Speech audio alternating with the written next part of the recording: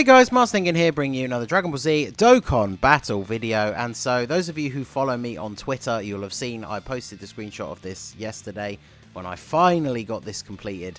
And we got our boy, the SAIYAN, all the way up to level 10 links. So, I realized, like, I've done a couple of videos of these, like, units that maybe people wouldn't have expected or people wouldn't necessarily have leveled up. I probably should be focusing on, you know, the actual top tier units, like the Year 5 LR Fusions, who I haven't even started link leveling up. But, I mean, we had to do it for our boy here. He is kind of like the namesake of my channel. So, he does have some interesting links. We're going to be running him on the Goku family team. As you can see, he's not in a lot of categories. Pure Saiyans and Time Travelers don't have a 170 attack leader. So, we're using him on Goku family. Over 9,000 is a really random link that not many characters have, so we're never going to see this get activated. But he does have very solid links, level 10 links. A lot of the ones that used to just give key give more now. Like Saiyan Lineage, I think it was like 1 key before, 2 and attack and defense 5%. Then we got Saiyan Warrior Race, attack 10%. Brutal Beatdown is 15%. Berserker, which can only be activated under 50% HP, is now 30% attack. So there's not a huge amount of units on the Goku family that can run it, but there are a few Kid Gohans that have it. So I have brought the LR Super Battle Road Gohan. Hopefully we can see that activate at some point. And then, yeah, over 9,000 we've covered already. Prepared for Battle, obviously previously just a 2 key link, now attack and defense 5%. And then Fierce Battle from 15% to 20%. So, we're going to jump in and see what this man can do. I'm just going to go over very quickly what he does here. I will timestamp everything so you can skip straight to the action if you want. But so, his passive. This is the main reason why he needs an EZA so badly. Because when he first came out, flat boost passives were already considered kind of bad. But when he first came out, the numbers were so high, they actually still put him at like a reasonable level. Like if you just ran him on, he came out on the same banner as the Super Tech leader, the Super Sentai Angel Goku. So if you were running him on a team back then, he was still able to hit reasonable numbers, like the same as everybody else on the team. But unfortunately, a bit outdated now, 50,000 attack and 20,000 defense when facing 2 or less enemies. So if you take him into Super Battle Road and you get into a fight with 3 or more enemies, he essentially has no passive. So yeah, he really needs an update. His super attack is immense damage, which is good, and he lowers attack and defense, so that is very useful. And you can see here, I decided to go for 9 additional, 14 crit, and 3 dodge. That's a fairly standard build that I give to tech or STR, like damage dealing units. I could have given him 12 additional and 11 crit, because obviously he does get that attack lower on super, but I still think that is pretty reasonable. So we're going to be running him on the Goku family team. I brought a friend Gobros, because even though they have a slightly lower defense leader skill, they still have the 170. And the reason I did that is because I can throw Goku and the Gobros onto a rotation together, and then have these 3 units at the bottom ready to come into slot 3 for the SAIYAN. Because if I run double Goku leads, then I'd have to float one of the Gokus and then bring someone to go on rotation with him. So we got the Goku and Gohan give 30% support. This Xeno base form Goku gives 30% support to Goku family, and then the Gohan, hopefully we can activate the Berserker link. So we're going to be linking him up with Raditz. As you can see here, he does activate 5 out of the 7 links, so he's going to be getting a nice bonus here. We're going to keep him in slot 1. As you can see, he has an outstanding 58k defense. So let's go ahead and see what he can do. He does lower attack, so there is that to factor in. He is going to take a little bit less than if he didn't do that, but I guess we might as well do this. So yeah, what can we get out of him? No support on the rotation, so 1.5 on the attack stat almost. Again, like, considering he's a unit that has a flat boost passive, which is now incredibly outdated, that's not terrible. And then, of course, I know the very early stages of these earlier Infinite Dragon Ball history things are pretty easy. But, I mean, he took double digits after lowering the enemy's attack. So, that is pretty good. So, hopefully, we can get him up to, I don't know, actually, I don't know, can we even get him to a 2 million attack stat? Like, both of our support units give 30%, and then if the Gohan ends up in the 3rd slot and we get Berserker active, that gives 30% as well, so technically it's just going to be giving him the same amount that we would be getting from one of these support units anyway. But I'll float off the Xeno Goku first, because he's base. He might have a... Actually, no, let's be fair. The only links we're not activating with Raditz is over 9,000 and Berserker, which nobody else on the team has apart from that kid Gohan having Berserker. So I'm just interested to see what he can hit with the support. So, but yeah, I'm desperately hoping that he gets an EZA at some point. I've pulled so many spare copies of him now. I think I have like 9 sat in my box. I've already farmed up the 77 medals that you would need to awaken him to like the 2nd copy. If I feed 5 of them together, get a 2nd copy to super attack 5 to get him the instant super attack 15 once he's EZA'd. But I haven't actually trained them all into one yet, because I feel like at this point it's been so long since we have had anything to do with this guy that I almost feel like we could get a new one before we get an EZA. So, but yeah, so let's see what we can do here. We don't have support again because our health is not low enough here for Berserker to be activated in the final slot. So we should see the same attack stat as before. Yep. So at least we can still lower attack because we've got type disadvantage now. So are we still going to take double-digit damage? Oh, we're going to get the double super. There we go. So double attack lowering. So yeah, I would very much assume that we still take double digits here now. Yeah, because double attack lowering is obviously very, very good. And of course he has a non-key based super attack, so at least we're able to deal damage to Jiro. Oh, I can't believe that counts as well. I went so far into the animation before he did it. Alright, so we'll do this, and then yeah, we'll float off the Goku and Gohan so they can provide some support. Everyone on this rotation has key-based super attacks though, so Gobros are just gonna... I should have put Gobros in slot 1, I guess, because Goku can actually deal damage to him, but then I don't think he one-shots him, and so then the Gobros just heal him up in slot 2, especially if they get multiple super attacks.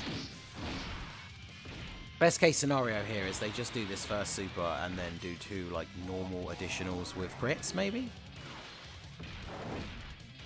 Okay, well, 1 additional. I guess we'll take that. But yeah, he got so much health back from that attack. That was hilarious. Alright, so now we've got the Xeno Goku. Obviously not activating any other links. So let's just go ahead and put you in slot 1 again. And we'll do this. Give you these. I mean, he's still attack lowered, so I'm not expecting to take any damage here. So 1.7. So like I said, considering all of our units on the team basically are 30% supports, then yeah, it looks like 1.7 is the highest that we're going to be getting out of him. So overall, in terms of his usefulness, like it's cool that we can run him on this team because he is on the Goku family. So that is by far his best team. He could work really well on Time Travelers and Pure Saiyans, of course, but those don't have as high leader skills, so he's not going to be hitting the numbers he's hitting here, which are already a little bit lower than we would maybe like to see. But he does have his uses, like, so Super Battle Road is a weird one because, like I said at the start, if you're fighting more than 2 enemies, he basically doesn't have a passive.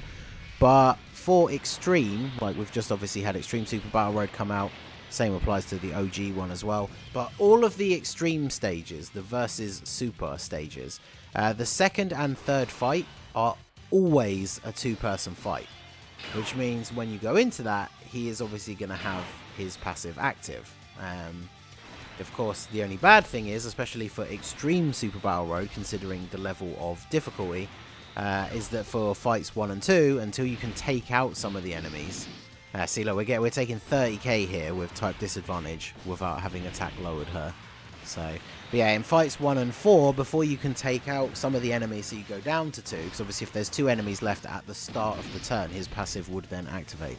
But yeah, without that, he has no passive. So he's going to be taking quite a lot of damage. And you can mitigate that a little bit with the fact that he attack lowers, especially if you have got dupes and have given him a decent amount of additional.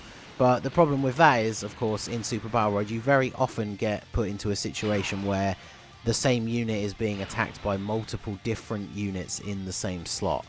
So if you were unable to avoid attacks from like 3 different characters, you can only attack lower one of them, and then the other 2 are going to be hitting him pretty hard. Now, it is good that his best link partner is Raditz, because Raditz is a really, really good unit for Super Battle Road, especially for Extreme Tech, because Extreme Tech is very limited. I've already seen quite a few people like tweeting and posting about having trouble with Extreme Tech just because of how limited the box is. Even if you have like every unit in the game, like there's just a whole bunch of Extreme Tech units that are not good for Super Battle Road. So he could be useful to add to your team. And then of course events like this, like Infinite Dragon Ball History, once we get further into the event, enemies can't be attack lowered. So then obviously it becomes a lot more difficult. And unfortunately we couldn't get below 50%, so we can't get Berserker to activate here. I'm going to put him in slot 1 so we can potentially get the Dokkan attack here. Yeah. So let's see how much damage we can do to 17 straight off the bat. And then what I'll do next turn, when we actually have a support unit in slot 3, I did bring an attack up item. So I'm going to use that just to see if we can see him hit the 2 million attack stat. But yeah, considering the power of some of the EZAs that we've seen recently, especially taking older units that were really bad and then making them not just usable but actually really good, which I've always said I think is the best thing about EZAs, is taking a card that you might have had for a while, especially if you've been playing it for ages, that you just never use anymore because they suck now, and making them not just usable but actually really good. So we could see this guy get an incredibly good EZA if he ever gets one. Unfortunately, Saiyan Day this year when we got the AGL Bardock was probably like the opportunity I would have most expected them to give him an EZA if they were going to, and they didn't. So obviously it then makes you wonder if they are actually ever going to do anything with him at all. We were talking about it on the podcast last night. Make sure you check out 59 Gaming if you haven't already, the new home of the podcast for Dokkan and all other gaming stuff. The fact that he... Oh, okay, so we take out 17.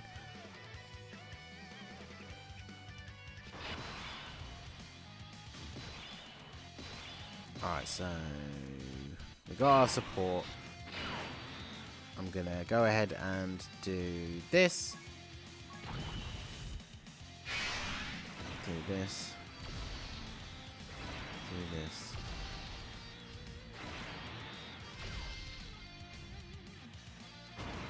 Right, yeah, anyway, I completely lost my train of thought for a second there. So, as we were talking about in the podcast, this year is the Heroes' 10th anniversary, so they're going to do some sort of big crossover collab, you would assume. Because we get a Heroes thing once a year, pretty much now, as standard. But considering this is the 10th anniversary, I would expect to see something pretty good for this year's one. And there is always the possibility, like I was saying earlier on, that we could just see a new Saiyan, because obviously they don't officially, quote-unquote, tie Saiyan to the hero stuff. Like, he's not on the heroes category. He doesn't have, like, the Xenoverse link that some of the random characters from Xenoverse have, even though I'm pretty sure Xenoverse 2 is the first, like, mainstream media thing that we saw him in. I know Mira and Toa came from, like, Dragon Ball Online and some of the stuff before that, but I don't know if Saiyan was around before Xenoverse. But yeah, so they don't consider him part of the Heroes, like, collection of units. So yeah, I really don't know. Like, if they're going to give him an EZA, who knows when it will be. I mean, even though the units aren't really related at all, apart from being literally related, like the characters, but because he came out on Super Saiyan 3 Angel Goku's banner, like, could they give him an EZA when that other guy, when Goku's EZA comes out? I mean, it seems weird that they would drop 2 EZAs at the same time. So yeah, it just feels like if he is going to get one, who knows? It'll just be a completely out of nowhere, unless there's like a celebration that seems very much like if they ever brought out like a Dokkan Fest like Mira and Toa card together or something, which would be kind of cool. That would be a good time to do it, but yeah, I guess we just never know. So he tanks well. Obviously got type advantage here, 2.1, so we are able to at least break the 2 million attack stat if we use the attack up item. But as I was saying with some of the harder events, like some of his numbers just obviously don't quite stack up. Like if we took him into the newer stages, like the Broly movie 1, the Future Saga, like once you start hitting those stages where enemies can't be attack lowered, he really is going to be taking quite a bit of damage. But oh yeah, I had to level him up. Like I said at the start, he is the namesake of the channel.